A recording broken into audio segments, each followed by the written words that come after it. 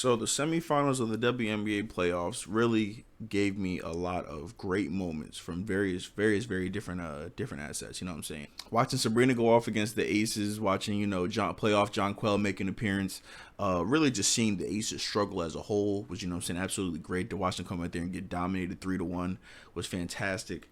The Connecticut and Minnesota series was something that I was really worried about going into it because I thought that Minnesota had a great chance of really just kind of dominating everybody they face unless it came down to them facing Connecticut or Las Vegas. And so I felt very confident that New York would be able to take care of Las Vegas, but Connecticut is a team that, while I feel like their team has like a bunch of deficiencies in it and they're not quite as good as, maybe their record would say, or as good as, their record, their seeding would say. They are a very good team. They're a very solid team. Everybody knows the role really good on that team. And playoff AT, playoff Dewana, that's a real thing. I ain't gonna sit up here and try to downplay them. Like, they are nasty when it comes to playoff time. Like, I saw in that first round series against Indiana, just what Alyssa Thomas is, her strong suit on the court is, like the way how she's able to just like take over a game, and her physicality can really just take them over the hump. And there are plenty of times throughout the series with Minnesota where I thought that Connecticut's physicality was really getting the better of them. The two games they won, there were times where the Connecticut would just have Minnesota go on these long scoring droughts, and in a team like Minnesota that's used to a free flow and everything kind of flowing, and they're getting open shots and knocking out open shots, for them not to get that, it was like, it was eye-opening, and really just kind of like hammered home the fact that they have been the best, if not the second best defense in the entire WNBA all season. And but Minnesota comes over and they get it done behind Nafisa Collier coming out and doing big things. I don't have her stats right in front of me, but I think she finished with like 26 in game 3, then 27 in game 4, and then 29 or something like that in game 5. So she came out here and really piggybacked off that first round series against the Mercury very well. Really kind of just like put a couple of people on blast when it comes to the whole MVP conversation, because the fact that, I don't think that it's, controversial that Asia Wilson won MVP, but for Nafisa Collier not to get a single first place vote, she had very great stats of her own. Their team had a better record than the Aces. I understand that people were very upset last year when Stewie was able to bring home the MVP over Asia. They went on this whole, campaign, or who voted Asia fourth, who did this, who did that, and those same people were not as upset when they found out that Angel Reese got a sympathy vote for Rookie of the Year, but that's neither here nor there. But Nafisa Collier, man, she came out there and she dominated. She dominated on both sides of the ball. She really showed that Defensive Player of the Year was incredibly deserved. She's a very talented, very fundamentally sound, fundamentally strong player, and I just think that the rest of this Minnesota team really just rallied behind her in a way that, like, it's just, you don't really see it very much today when it comes to, modern sports, So yeah, every op is shot, if you're a Caitlin Clark fan, every op is officially shot. The Aces, everybody knows Asia came out and said that BS in some BS article where she was like, oh, playing in Indiana was playing in Indiana was the worst because I ain't want something to pop off. Like, what do you mean you ain't want something to pop off? You are in Indianapolis, Indiana. Like, what exactly are we talking about, Asia? It's been really annoying and sickening just to hear this constant,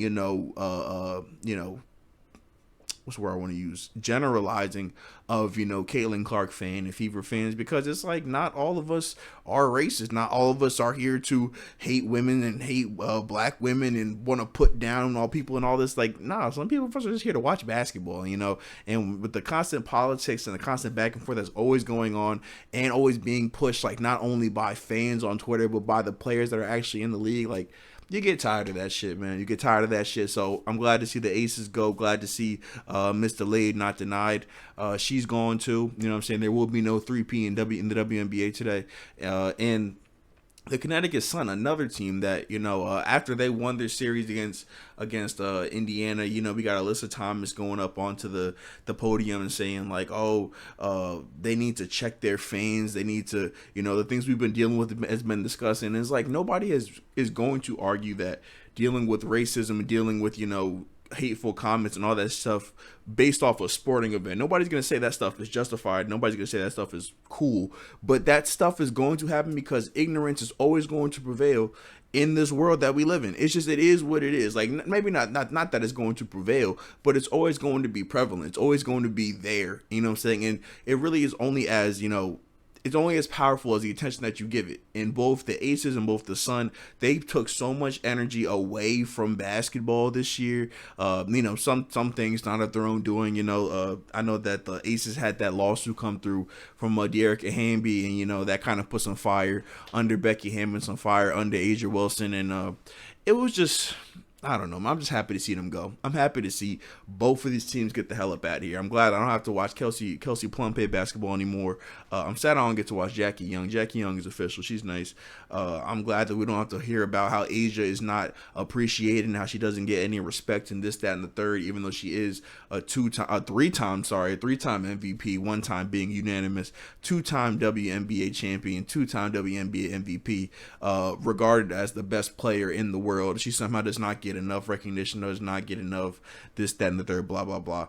And the Connecticut Sun, man, I'm just glad that Dejanay Carrington is the hell up out of here, man. Dejanay Carrington was bothering me so much the entire season because as much as I feel for her and what she's going through with the ignorance, the ignorant emails and the ignorant tweets and all this and that and third, you going on social media and you stoking the flames and then running back and playing victim. It's like, come on, bro. What are we really doing? Like, do we actually have a problem with what's going on or not? You know what I'm saying? Like, it was just like, it was really annoying just, for me as a fan, like I said, somebody who just came here, wanted to enjoy the women's basketball for what it was. You know what I'm saying? I had a great time watching the women's college basketball Final Four in the national in the tournament and like that.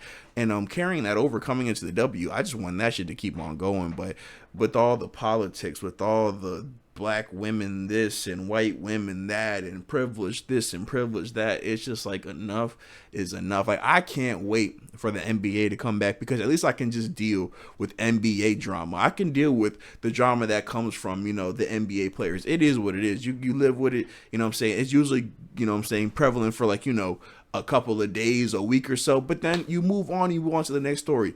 We have been talking about Caitlin Clark's racist fans since May. It is now October. We have given them so much light. They've gotten on national TV. They've gotten light in Twitter spaces. They've gotten light in Twitter forums with people just talking and writing think piece after think piece and getting into real heated debates over trolls. You know what I'm saying? And this is not to take away from anything that happened with Angel Reese saying that she got followed home. That is all very serious stuff, 100%. But the internet trolls that we're talking about, the fucking fans that show up, which I didn't even hear many interactions with fans or anything like that. It took so much away from the game. And these two teams were just the leaders of it. So I'm glad that they are out of here. You know what I'm saying? But let's talk about the actual winners of the semifinals. We'll talk about the Lynx. We'll talk about the Liberty. So we actually talked about the Lynx a little bit earlier. You know what I'm saying? Just talking about Nafisa Collier. I don't want to give her all the credit. Like, the Lynx all year to me have been one of the best teams, if not the best team in the entire WNBA. I know that Fee got injured a little bit before the All-Star break, you know what I'm saying, before the Olympic break. So that caused them to lose a couple of games. They also just, they lost a couple of games in the beginning of the season that they were, when they were getting their footing. But ever since the break came back, I believe they are 18-4, and half of those losses came in the last series against Connecticut. And they've just been on one, you know what I'm saying? Defensively, offensively, Fee's been an MVP candidate all year. Kayla McBride was an all-star. Courtney Williams, especially in the last 2 or 3 games of that Connecticut series, was an absolute monster in that mid-range. I think she started off game 5. I think it was 6 for 6. Like, if Courtney Williams' mid-range shot is going to be that consistent, it's going to be a very, very tough matchup for New York. Very, very tough. It's going to be a tough matchup for New York regardless. But just, you know what I'm saying, this Minnesota team, they've just been so impressive to me because they do everything by committee. They do everything as a team, as a unit. You know what I'm saying? Of course, Fee is going to be your star, and they all acknowledge that, and they all respect that for who she is, and they know that everything's going to run through Fee at the end of the day. But those other players, you know what I'm saying, Courtney Williams, Kayla McBride, Bridget Carlton, Xander Lassini, Lana Smith, and their latest pickup, Maisha Hines-Allen, she Maisha Hines, I don't know where the hell she came from, but she puts just like a certain amount of grit on this team that they desperately needed. Because before it was just Fee, Courtney Williams, and a bunch of white girls that could hoop.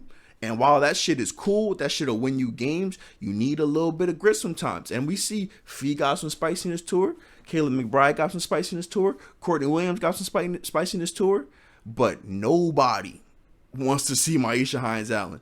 I don't think that not even Jonquel Jones wants to see Maisha Hines Allen. That is a strong woman. That is somebody that looks like that. She will really put the paws on you.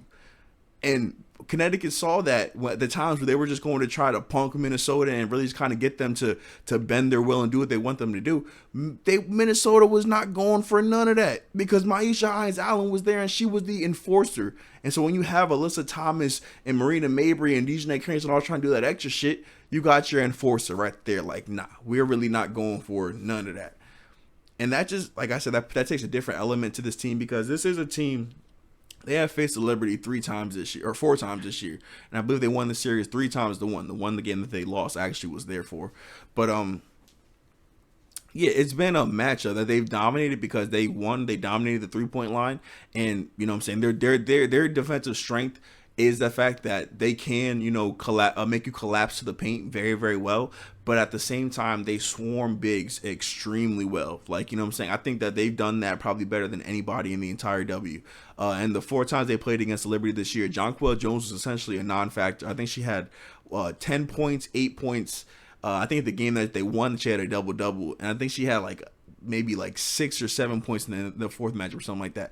But when Jonquel Jones is not able to be, that enforcer in the paint and really able to, be the defender that she is, because like I said, Minnesota puts up a lot of threes. I think they were number 1 in 3-point percentage. I've said it multiple times on this channel. They've had players more than 5 or 6 players shoot over 40% from the 3-point line. Like, they're an extremely talented team. And with the way how Fee's playing right now, I wouldn't want to bet against them. But at the same time, I am an honorary New York Liberty fan. The very first WNBA game I went to was a Liberty game, and I just been hooked on them ever since. So I got my girlfriend into the Liberty. We got fucking matching shirts. We got matching sweaters. We rock with the Liberty heavy. Now, Caitlin Clark came in this year, and a couple things changed for me, but the Liberty still got a place in my heart. So to see them be able to get that redemption against Vegas was super, super cool, because I thought that last year they really let themselves down more than anything. If you're the biggest fan of the team, you might have been disappointed, but you could not have been more disappointed than the New York Liberty felt. You know what I'm saying? Sabrina Ionescu was basically a non-factor in that series last year. Breanna Stewart really struggled the entire playoff series, but when you really needed her too, you know what I'm saying? You had that MVP matchup. People are talking about how Stewie robbed Asia of the MVP and all this stuff. So you really want Stewie to be able to, hammer home, I was deserving of it. But Asia comes out and plays amazing. Stewie comes out here and struggles, and then we get an entire summer of who voted Asia fourth? Who voted Asia fourth? Stewie robbed, or Asia got robbed. And so for this playoff matchup, to see Stewie come out and perform, and you know what I'm saying, not only just perform and play better than she did last year, to come out in various times and dominate the floor. But she had a game where she had double-digit assists. She had plenty of games where she had double-digit rebounds. I believe she dropped 30 points in one of the games. I think the one game that they lost, she was she was on one the entire series. And Sabrina Ionescu too, like I said, she was a non-factor last year. In last year's series, there was games where she was putting up 9 points a game.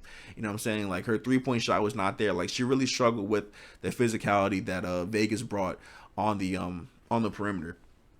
But this year, it's not like that. You know what I'm saying? Sabrina, all year, people have been talking about how Sabrina has gotten better and just stronger driving to the basket. Her floater is a legit asset of hers now. You know what I'm saying? When she gets in that lane, she can score and go all the way to the basket. But even if she's able to get to that 8-foot floater, she's a super, super dangerous player now. And with that 3-point bomb, with the confidence that she's playing with now, I don't think anybody can really stop her one-on-one. And when she's going, the entire Liberty team is going.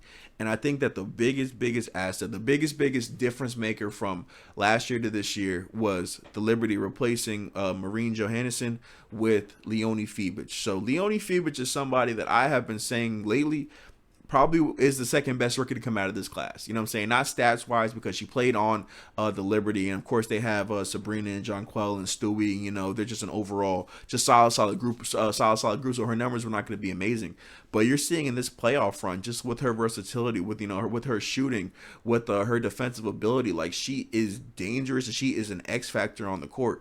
And I think that really she's going to be the difference between Minnesota being able to continue their dominance over New York, or New York being able to bring home that championship.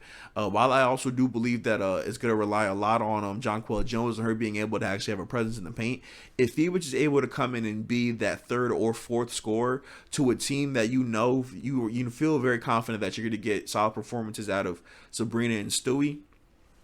If you get Jonquel to perform, and if you get a fourth scorer in Phoebich, at that point, that is the icing on the cake. They're already, like I said, they're already incredibly deep. They still have Sloot, they still have Benijah, they still have Kayla Thornton.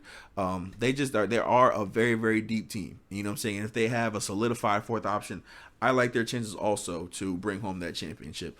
And listen, man, I can't say it enough, man. I'm glad that we are getting a finals that is going to be drama free and really just focus on basketball. Like I saw on Twitter that a couple of people were saying that it was going to be a boring WNBA finals and that nobody was going to care about it because there's no storylines in it. And listen, there's been storylines the entire season, and I can speak for myself and probably many others when I say this shit has been exhausting. I'm glad that we just get a finals where we get to see some hoops. You know what I'm saying? We got Fee, who was an MVP candidate. We got Breonna Stewart, who was a former MVP, former two-time MVP. We're trying to go for her third reign to get in front of Asia. Like, there's storylines that we had there. Sabrina, she came into the league as the golden child. She was Caitlin Clark before Caitlin Clark, people say. Sabrina trying to bring home a championship to New York. You know what I'm saying? After her turbulent upbringing and people trying to, basically bully her coming into the league and all that stuff, and all the flack that she got last year from Aces fans, for her to come back and not only slay the dragon that is the Aces, but to also bring home that championship. Icing on the cake. You know what I'm saying? Jonquel Jones trying to win another championship. I believe she also won no, she didn't win a championship.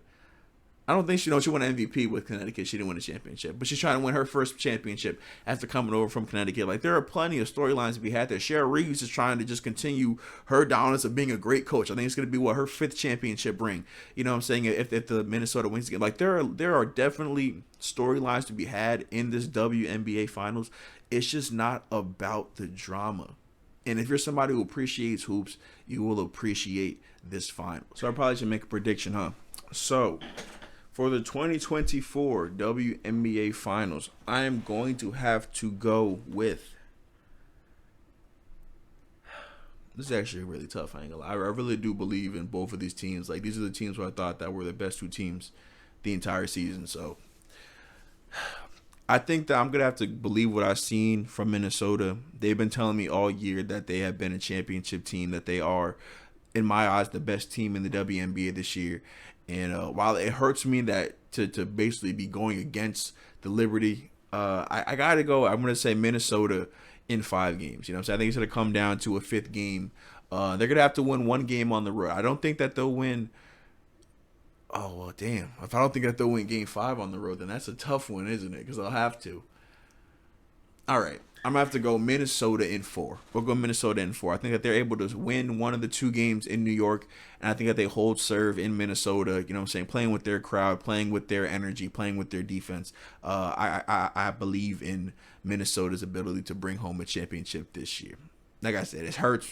Like I said, Liberty, I still rock with you, Sabrina, Breonna, you know what I'm saying, y'all always got next year. But I got to go Minnesota in 4. So it's going to be kicking off tomorrow. By the time you see this, probably going to be the day of. So watch the WNBA finals. Watch it for what it is. Enjoy great hoops. And I'm going to see you guys after game 1. Peace and love, family. Deuces.